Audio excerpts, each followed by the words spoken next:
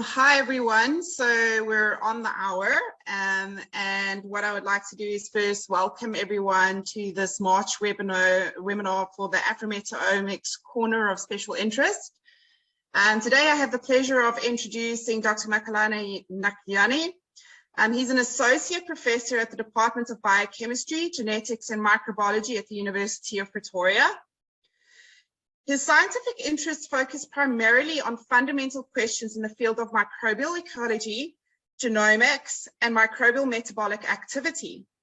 Talani's current research spans across ecologically extreme terrestrial and marine environments with the goal of understanding microbial community dynamics in natural systems. Talani has co-authored over 50 publications in leading international journals and written several book chapters. He serves on a number of editorial boards and is also a young ambassador for the International Society for Microbial Ecology. His talk today, using genome-resolved metagenomics to understand microbial contributions to ecosystem functioning in Southern Ocean, will discuss the diversity and functional traits of the ocean microbiome communities. So thank you very much, Doctor. Over to you. Thanks a lot, Dominique. It's good to hear your voice. So I want to start off first, hopefully you guys can hear me loud and clearly, to thank the organizers for giving me the opportunity to share our work, and particularly thank Dominique for making the connection. So in the next 30 minutes, I'll try and give an introduction to our group and tell you a little bit about the systems that we work in and some of the motivations that drives our work. I'll share examples, 2 examples of where we've used different types of approaches to understand microbiomes in the Southern Ocean. So this is our research group at the University of Pretoria, Microbiome at UP. As Dominique said in her intro, we're dedicated to understanding the diversity and function of microbial communities across a variety of ecosystems. We currently have about 16 students at various levels. So we, in the cycle of recruiting more honors students, so our numbers will grow a little bit, all the way up until PhD level. The group is led by myself with Dr. Oliver Bezate, who is currently a senior researcher in our group. So I didn't know in terms of the audience, so forgive me if some of the introductory stuff is too basic. Maybe shout and then I'll skip along to the part that focuses on the core science. But I thought typically when you have mixed audiences, it's probably good to over-explain rather than lose people at the very start. So what exactly is microbiome research? So the word microbiome is a combination of several definitions. So, but maybe a precise definition is that it's the combined genetic material of microorganisms in a particular habitat or ecosystem. So these habitats, of course, can range from the inside of our guts to extreme microbial communities in the deep ocean or in the Antarctic dry valleys. So the host in this case, or the microorganisms, can be, as I said, any number of hosts, and they span different systems, including soils, the oceans, or even the air. So we know that microbes are more or less ubiquitous. They occur at every ecosystem, and they're highly abundant. If you inhale, a breath of air is estimated to contain upwards of 1,000 bacterial cells, and you take that in per hour. So this does not even include things like pollen fungi and so on. We know that a gram of soil can have billions of microbial communities harbored within that system. And as I said before, they span across or have habitats that span across from the skin all the way to deep sea hydrothermal vents. So there's no system that is so atmospherically extreme, where, or at least on Earth, where we haven't been able to observe some evidence of microbial communities. There are a few studies that have said, certain types of soils may be sterile, but even this is debatable, and it depends on the approach that you follow. So we know, of course, that most microbes are good, but a lot of the research and the focus has been on the ones that make us sick for obvious reasons. So there's obviously much more of an interest in understanding the genomics related to pathogen or pathogenic microorganisms across various ecosystems. So microbes are super important, and I hope I don't have to convince all of you of this. They play, phenomenal roles in driving biogeochemical cycles, not only on terrestrial environments, but also in the oceans. So things like soil organic matter is driven by fungi that are able to break down recalcitrant compounds, making it available again to other microbes, and by so doing, supporting the food web structure. We know that microbes have got important ecosystem roles in potentially being feedback mechanisms that may exacerbate the effects of climate change. What this figure shows is our current depiction, or what we know of microbial communities, and essentially of the diversity of microorganisms.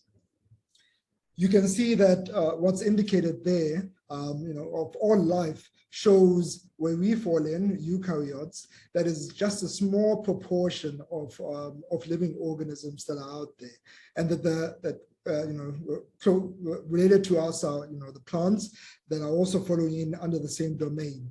But the vast majority of what's shown on this tree is microbial. And even this does not really do justice to the diversity of organisms that are out there. And a lot more microbes are still not fully described, and we lack the ability to isolate and grow them in the lab. And so we cannot study the functional roles or the functional processes across ecosystems. So in the microbiome, in the microbiome research group, we've got several different thematic areas. We're interested in microbial processes, adaptations, and applications. So we've got projects that are supported, for example, through the Technology Innovation Agency, where we are essentially doing bioprospecting or potentially new enzymes within these environments. So we use applications such as machine learning approaches to search and prospect from our metagenomes potentially novel enzymes that can then be functionally characterized further. We've got projects where we focus on the microbial ecology of extreme local environments. So looking at transitions in South Africa from high soils with hyper aridity to those that are more mesic, and trying to understand the adaptations that this infers on the microbes that are found in that environment. We also look at host-associated microbiomes, and these may include microbes that are linked, for instance, to specific plants. We're also interested in the microbiomes of geographically strategic ecosystems, and these include the Atlantic, Indian, and the Southern Ocean. And I'll speak a little bit about some of the reasons motivating this. We've also got a series of projects where we are looking at human gut microbiomes. One of these projects has looked at people that are in the northern province or Limpopo province of South Africa. And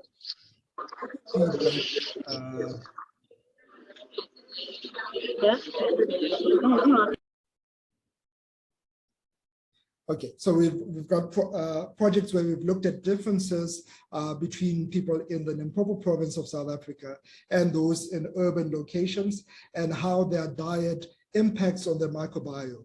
And this is quite important because things like the susceptibility to certain diseases may be exacerbated by the ability of the microbes that are in your guts to break down important nutrients. So we have projects where we're looking at all of these dynamics between urban and rural South African individuals.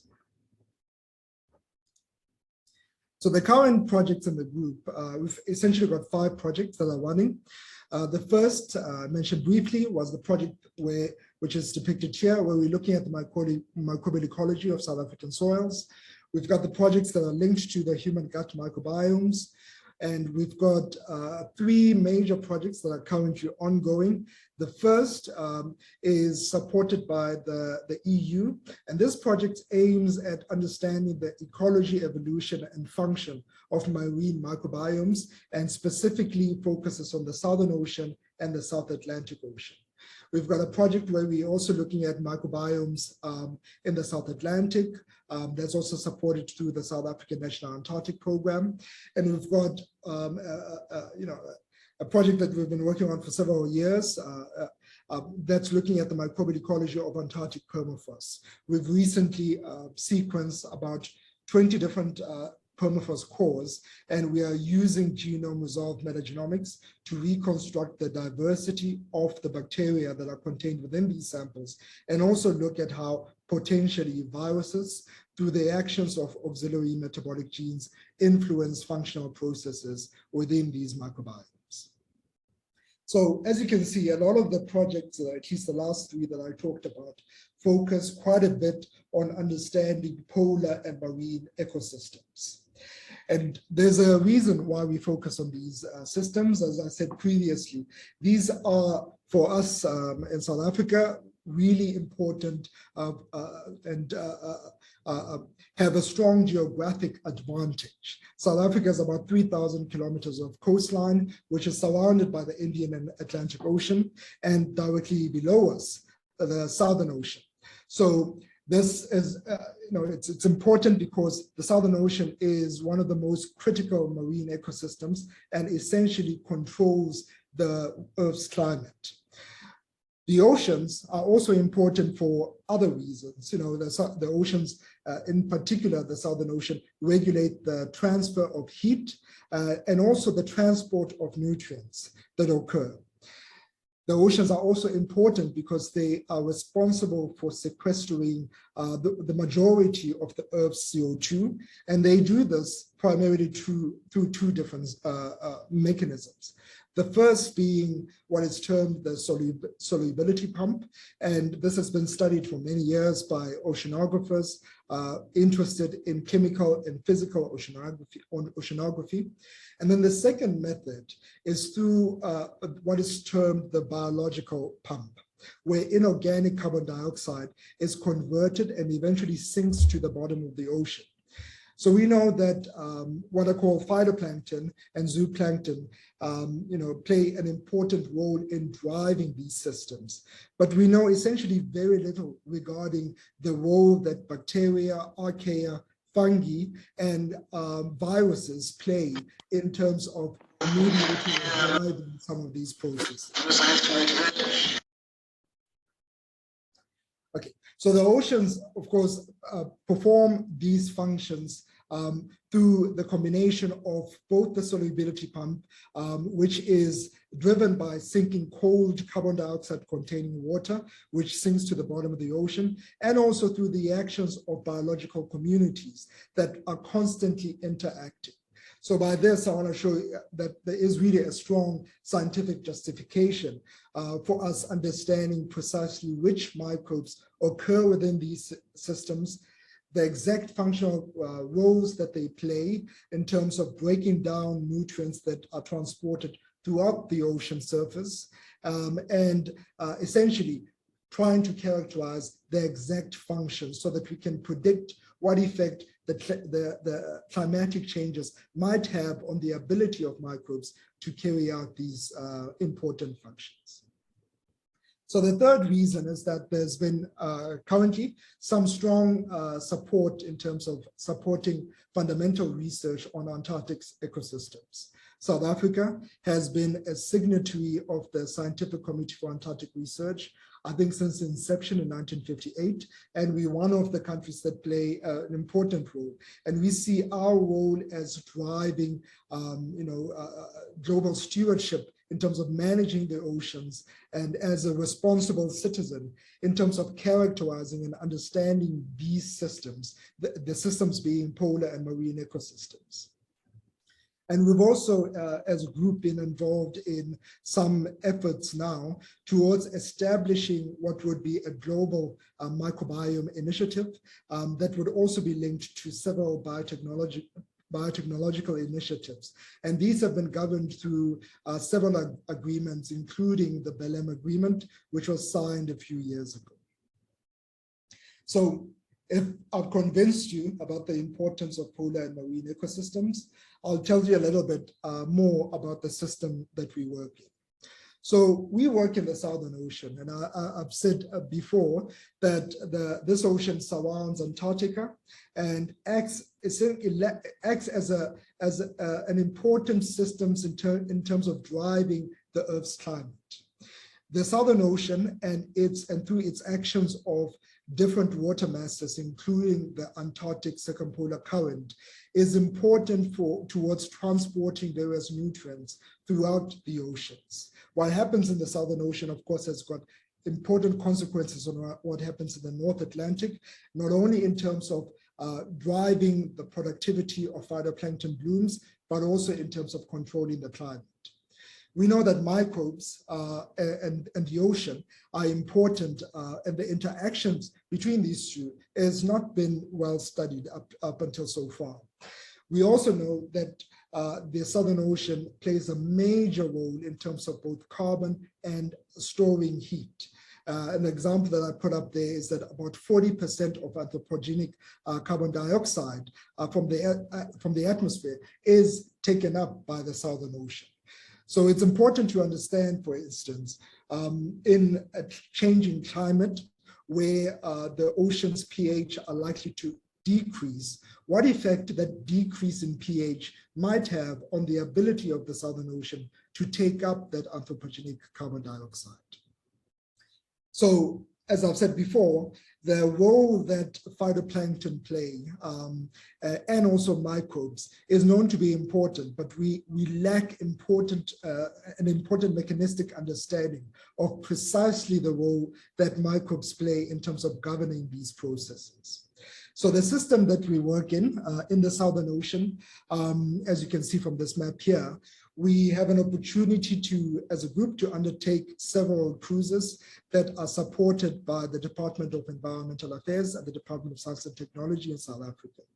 So the results I'm going to talk about here are results from one cruise that we, or two cruises that we undertook in 2019 that were part of the seasonal cycle scale project, where we looked at microbes and microbial community dynamics along the route from South Africa close to the ice edge in Antarctica.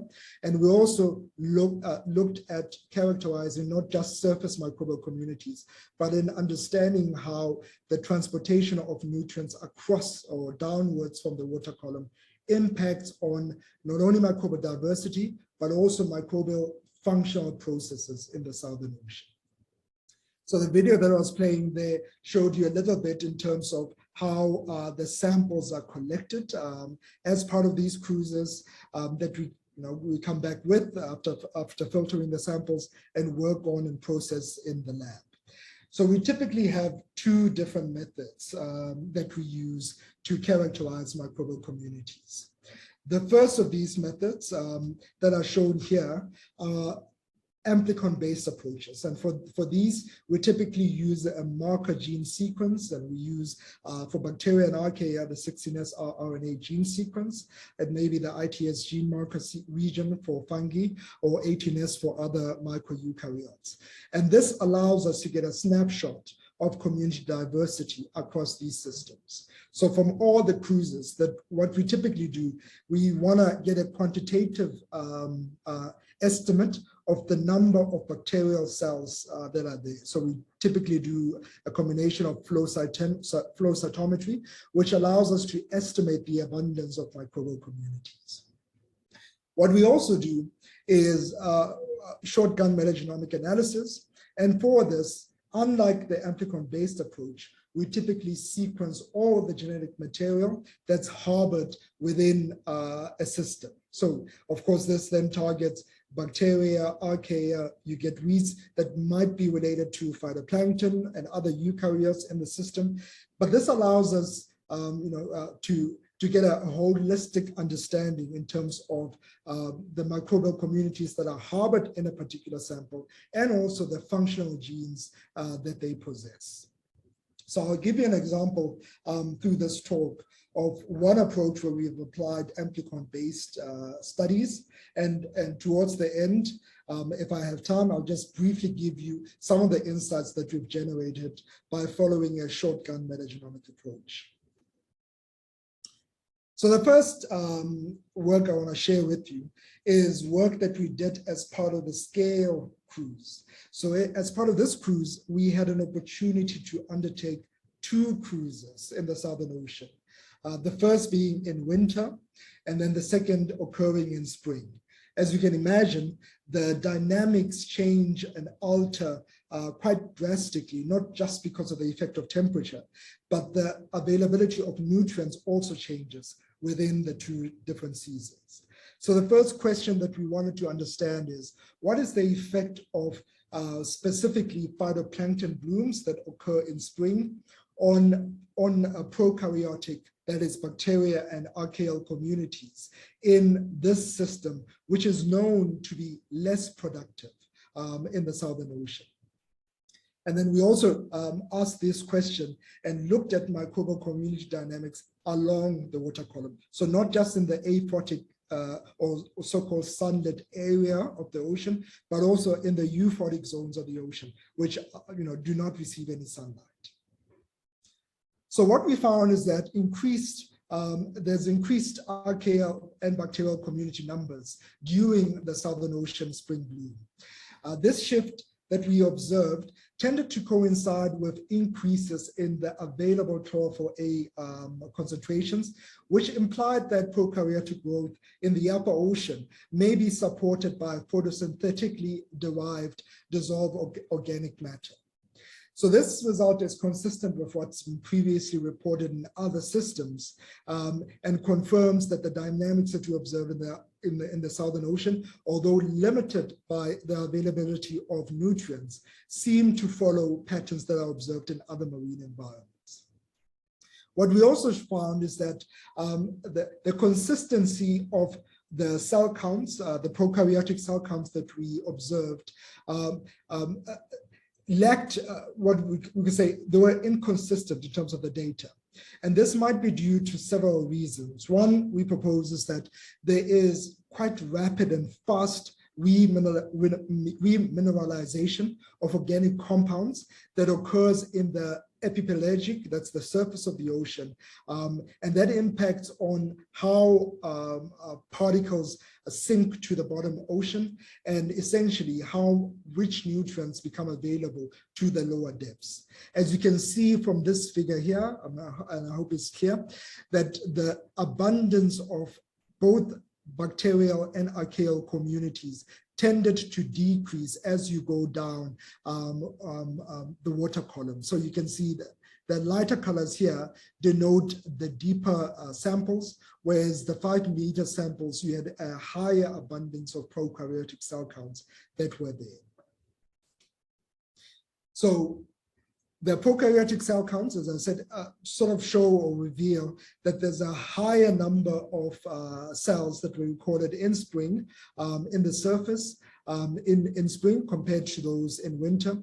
And we observed no differences actually between the different seasons in the aphotic zones. So the aphotic zones being the dark regions of the oceans. So the system seems to be static, irrespective of whether you're in winter or spring. So we also found that there's very limited compositional and diversity variation at the onset of a phytoplankton bloom. In other words, the diversity was more or less consistent, moving from winter to spring, and there was not much of a change in microbial community dynamics. So what we did see is that certain taxa, for instance, cyanobacteria, that were more abundant in the surface, were higher in terms of their abundances in spring compared to winter.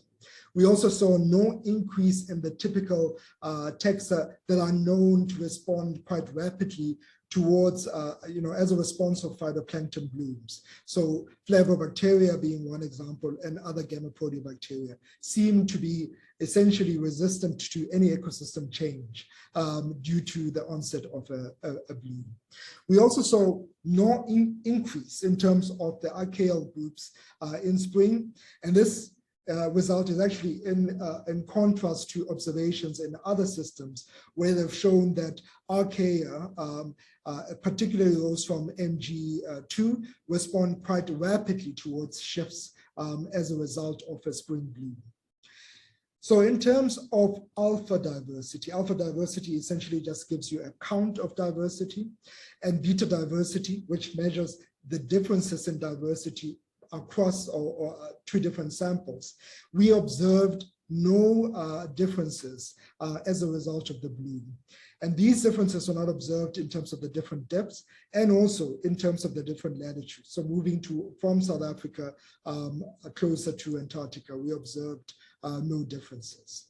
So bacterial and archaeal alpha diversity was significantly lower in the surface of the ocean at higher latitudes. And we also found that community structure seemed to be influenced by depth, latitude, and also the water masses. So water masses are defined in terms of the content of salinity and also by the temperature of the seawater, which we took at the different points. So we also wanted to understand to what extent do physicochemical variables drive the microbial communities that we observed within our system. So we know that microbial communities are influenced quite substantially, and as you could see from the last slide, by depth within the water column. And this is regardless of the season.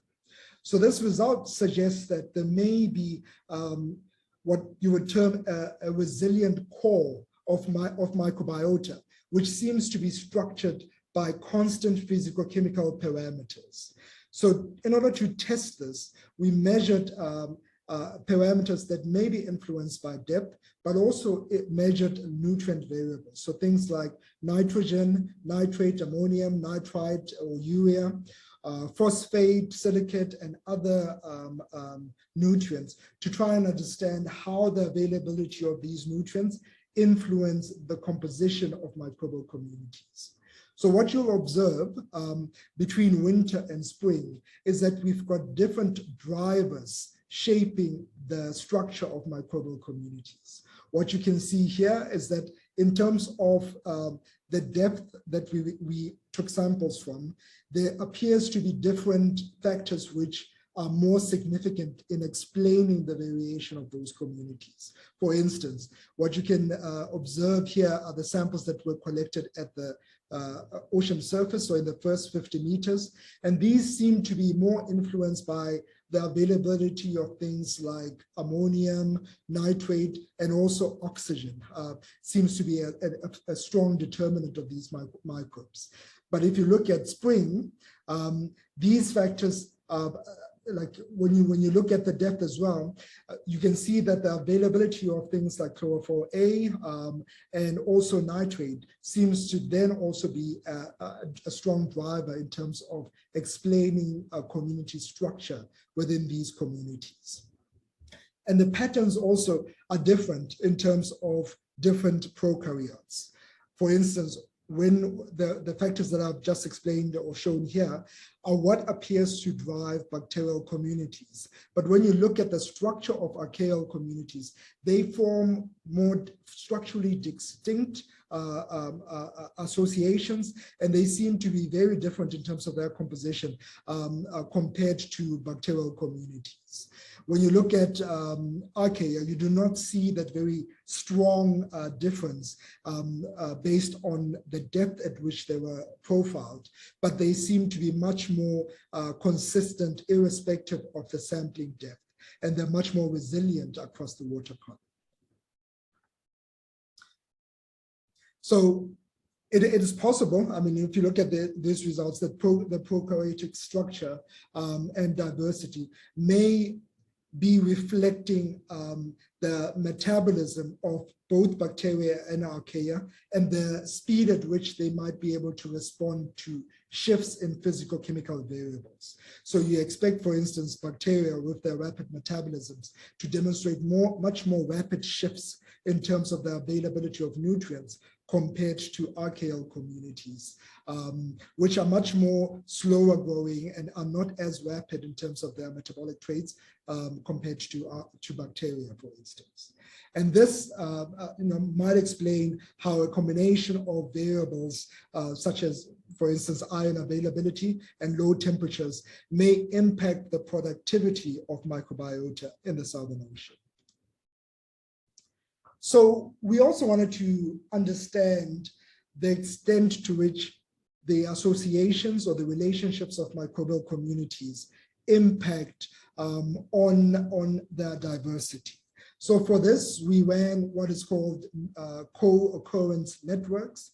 So these are essentially correlation analyses that are then diagrammatically depicted, showing the associations between different taxa that are present within the system.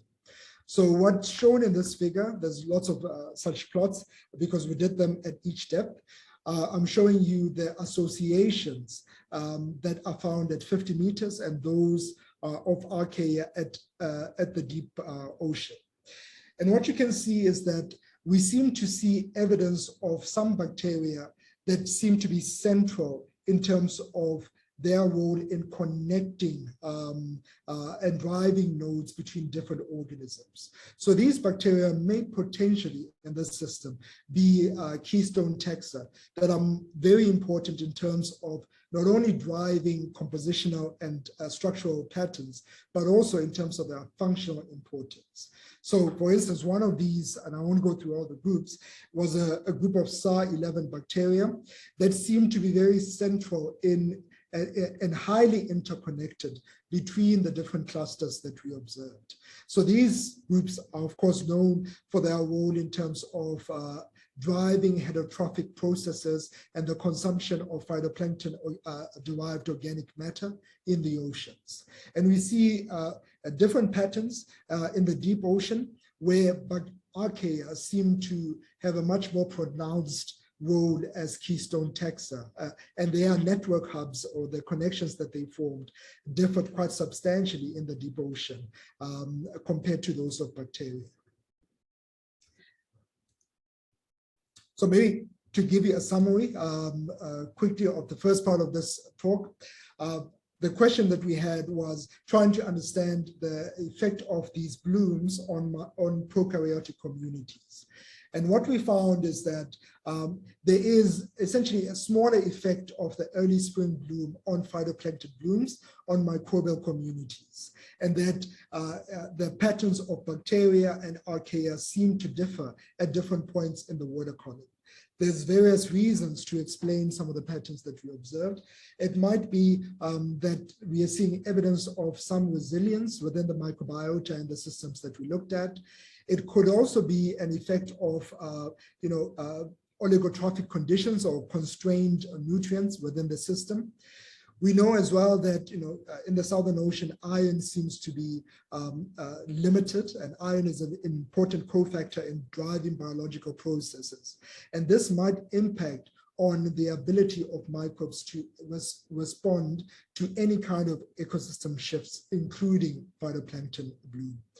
We see that based on the physical chemical data, there seems to be a low abundance of organic matter in these systems. And of course, if it's not abundant within the surface, then it becomes not physically available going down the water column, which might explain the static processes that we observed in terms of the diversity of bacteria and archaea in these systems.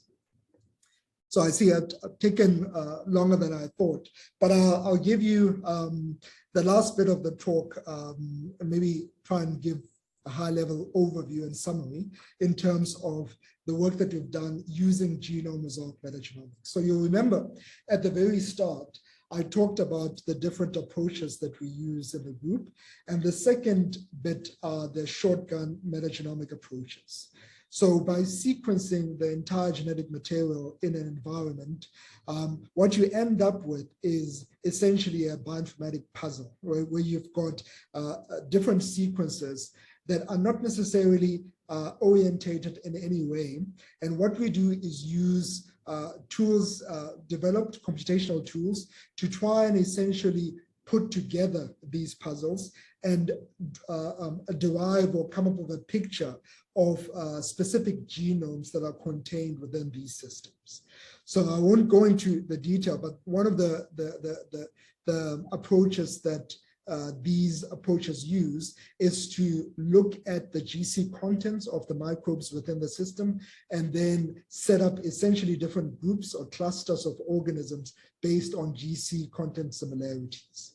So using these approaches, we wanted to understand whether the Southern Ocean microbiota have an ability to fix inorganic carbon within the dark ocean. As you can have seen from their previous work, there seems to be discrete patterns between the microbes that are in the surface compared to those in the lower depths of the oceans.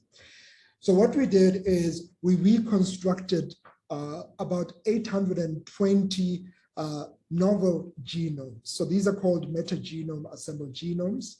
And of the 820 or so, we had about 628 genomes that we could reconstruct that were characterized based on things like percentage contamination or strain heterogeneity, that these were high and medium quality mags.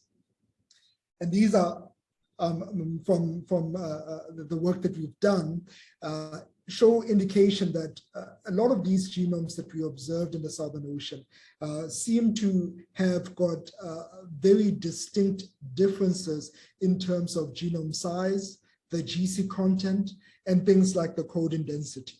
So I'm not sure if you will be able to see this figure here, but what is shown at the bottom is different bacterial phyla. And you can see that things like the size of the genome varies depending on the type of phyla that you observe. Some phyla are relatively large, while others seem to decrease. And these patterns are also observed in terms of other traits, such as the GC content that's shown within these organisms. What we also see from these 628 mags, we see strong evidence of things like highly streamlined genomes with microbes appearing to lack very important functional genes that may be linked to driving crucial or biogeochemical cycles in the ocean. So this finding suggests to us that there's a high amount of synergy and connectivity between these microbes and cooperativity in terms of them fulfilling not only the metabolic roles, but in terms of driving functional processes.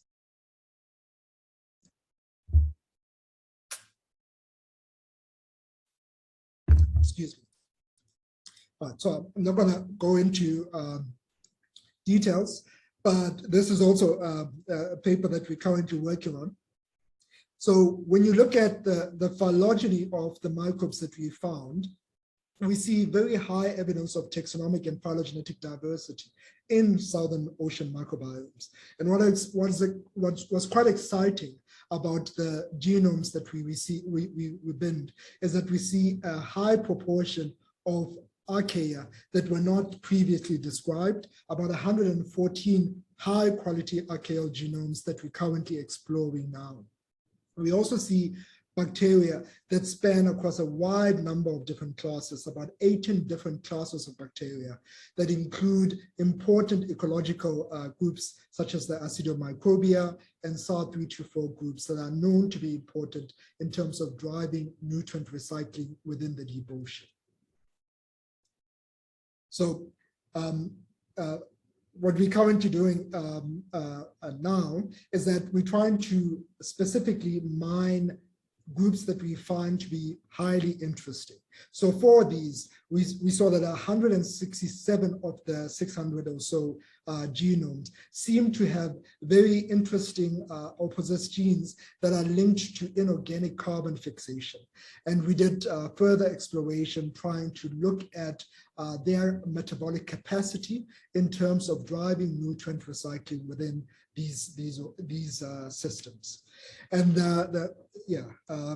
I'm quickly running out of time, but what you can see from the overview of the heat map here is that, surprisingly, these genomes demonstrate a high metabolic diversity in terms of the functional roles that they're able to fulfill.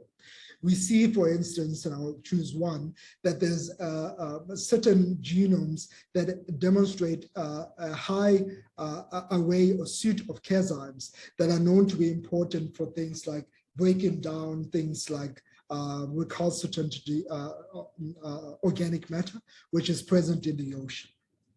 And this, of course, has important insight in terms of explaining the role that microbes play in terms of nutrient recycling in the Southern Ocean, but also in other marine environments. So just by way of summary,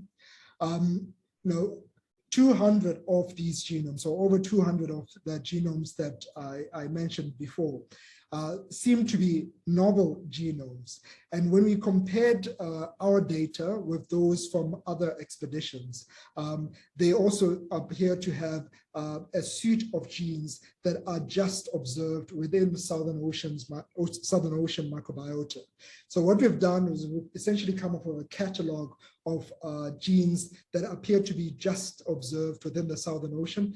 And a lot of these genes seem to have low homology to genes that have been described elsewhere.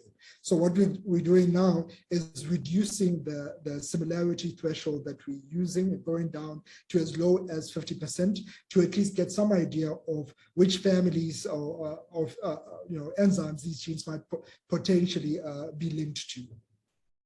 So with that, maybe I'll end here because I said, well, I'll speak a little bit about some of the questions that we're exploring, but I'll maybe highlight the second bit. So what you can see is that in the first and second part, I've shown you more or less the importance of microbial communities in driving functional processes and also community structural patterns in the Southern Ocean. So some of the questions that we're currently exploring now is to look at how viruses, and particularly the relationship between viruses and their particular host, may have important consequences in terms of explaining some of the nutrient dynamics that we observe. And because it's a cold system, we're also trying to measure, or get an idea of community level process kinetics that occur in the Southern Ocean and how some of these might impact on the ability of the ocean to sequester or absorb the large proportion of carbon dioxide that it currently takes up. So with that, I'll stop here and save some time in term if there are any questions from the audience. Thank you. Hi, Talani. Thank you very much for that very, very interesting presentation. I'm sure that it was, a lot of our audience really enjoyed that. I know I definitely did because I come from, the extreme environment background. So it's always been a bit of a passion of mine. So we have 3 questions from the audience and I have about 100, but I'm going to start with those from the audience in the, because of time. So let's start with Olitan. He asks, what informs the metagenomic analysis approach? How do you decide the use of 16S or shotgun when doing an investigation? Okay, so thanks for the question. So it depends on the system. So we have I'll say an approach that we follow. And I'll give you a reason why we follow this approach. So ideally, if we had our way, we would just do shotgun metagenomic analysis out of every system that we observe, because from these data would get insights regarding taxonomy and also function. So we'll be able to explore the related functional genes.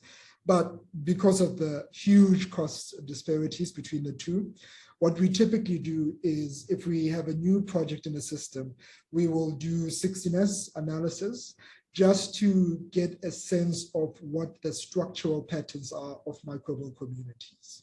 So if we see, for instance, that as you take samples going down the water column, that you have specific groups that appear to be dominant in a particular water mass, or maybe in an oxygen minimum zone, then we would select a subset of those samples to do shotgun metagenomic analysis on, because then we'll then be able to do much more deeper sequencing and then reconstruct particular genomes in that environment.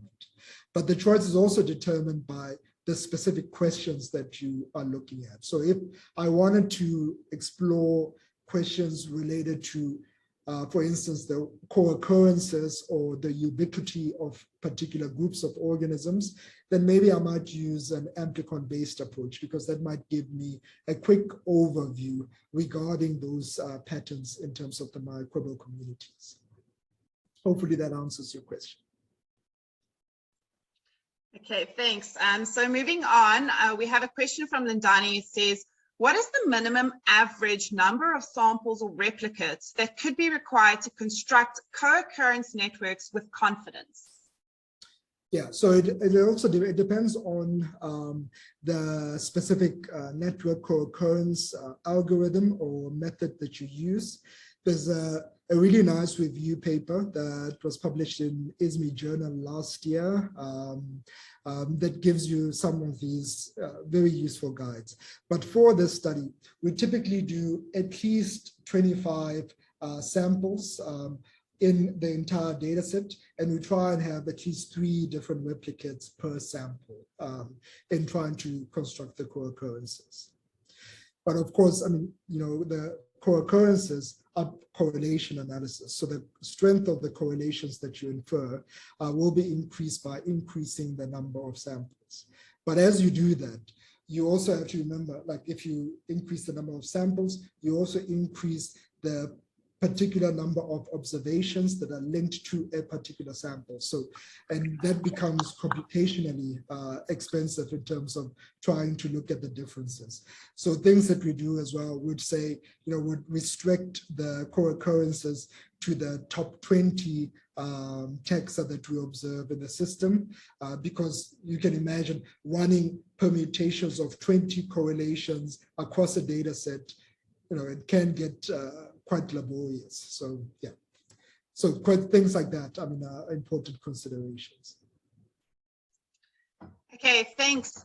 So the next question is from Clement, and he asks, does the microbial resilience observed be clearly explained by microbial functionality, such as metatranscriptomics, which means you might have a similar microbial compositions, but performing totally different functions?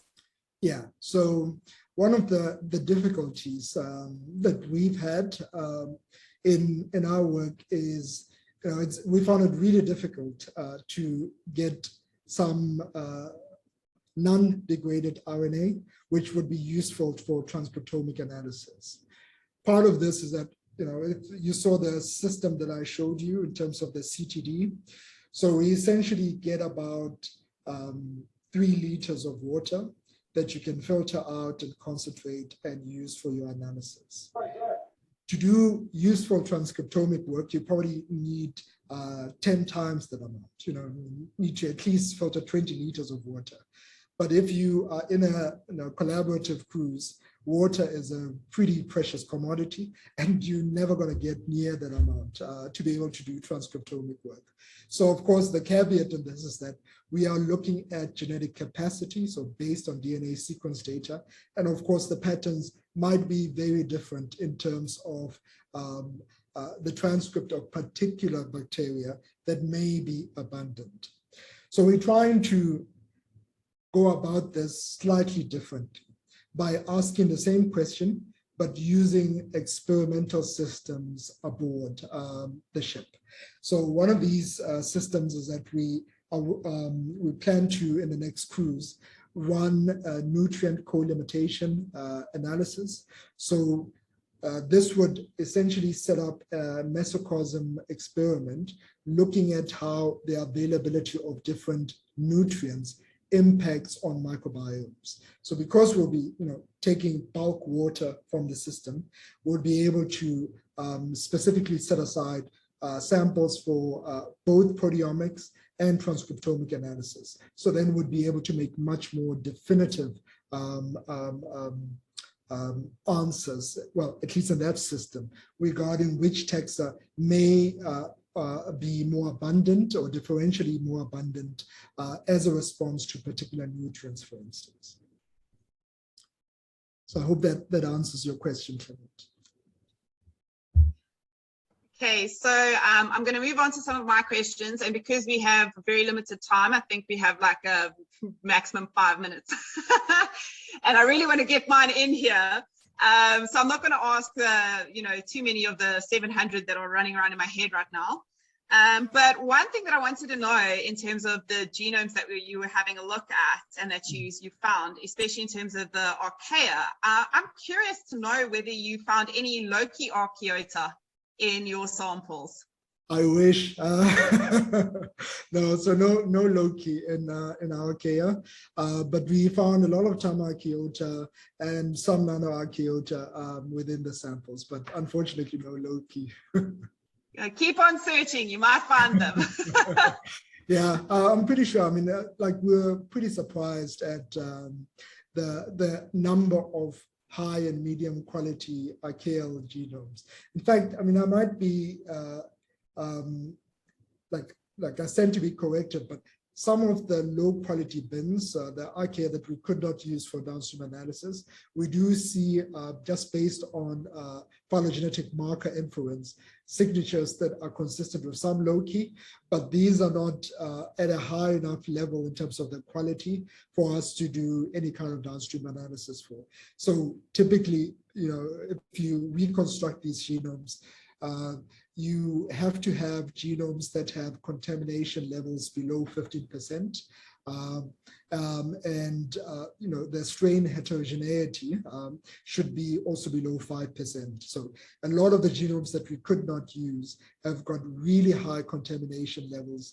So it might be that the multiple signatures of highly similar organisms that the metagenomic analysis cannot tease apart. But yeah, of course, I mean, I'm sure there might be some loki within that system, but we were just not able to retrieve genomes that were of a sufficiently high enough quality. Cool, I understand. So the other question, and I think it kind of leads off on that, is I see that you guys employ quite standard Illumina sequencing for both your 16S as well as your shotgun. And I'm just wondering if a move to nanopore sequencing, long read sequencing, would give you that higher resolution as well as decrease that contamination that you're observing. Yeah, and that might be something you're going to be considering going forward. Yeah. So we've done this. I mean, working with collaborators on other studies, and it works really well, especially if you're interested in things like biosynthetic gene clusters, which are pretty large, to do nanopore sequencing. But there is a cost element to this, but definitely would be quite keen on doing a lot more nanopore sequencing. And if you can do, nanopore paired with Illumina sequencing and do combined binning, you're likely to have very high quality genomes, and I mean that strengthens the veracity of the data as well. So it's on the card. Definitely. we just need a fairy godmother with some sequencing money. I think we all need a fairy godmother, to be honest. So just my final question before we finish this, and it's got to do with the annotation of genomes, because what happens in metagenomics and even metatranscriptomics to a certain extent is the fact that we assemble these things and then to annotate them, we have a guilt by association kind of methodology where we go and we scour the databases and we say, okay, here's the similarity. So therefore, this particular sequence is equal to this one, so therefore it's guilty by association. They perform the same function, right? So I'm just wondering, in terms of the novelty of these extreme environments, do you find that the annotation is quite a challenge because of the fact that there is so much database bias towards, say, for example, human systems, because we know that, you know, the gut microbiomes or the health microbiomes are sort of much more elevated in terms of study. So the numbers of annotations and experimental validations for those kind of things bias these databases. So do you find that perhaps has an impact in how you annotate your genomes? Yeah, it is. And unfortunately, the only real way to do this is by synthesizing whatever gene that you might be interested in and doing functional expression and characterization. And that's what I mentioned briefly a project that we have through TIA. So for this, we're interested in potentially novel biosynthetic gene clusters. And we've used a combination of machine learning approaches and identified a few of these. So if you blast these, and NCBI and other functional databases, you don't see a high similarity to what's published or previously described. So what we are doing now is essentially taking the sequences and at some cost trying to synthesize the actual genes and then cloning them and doing functional expression and characterization to know that it is actually what we think it is. And by so doing, I think it's really the only way that you can actually reduce that chasm in terms of what you find in a potentially climatically extreme environment where there are very low similarities or homologies to what's previously described. I think the only real way to start doing it is by synthesizing the genes and actually characterizing them in the lab. And you could do this for a variety of different genes. And that's the real way that we'll be able to know exactly what we're working with. Okay, great. So I think we're going to end it off there. I would like to just thank you very much for your talk again. It was absolutely great. And thank you very much to the audience for joining us today. Thank you. Thank you. Thanks for the opportunity. Cheers, everyone. Thanks. Bye. Bye.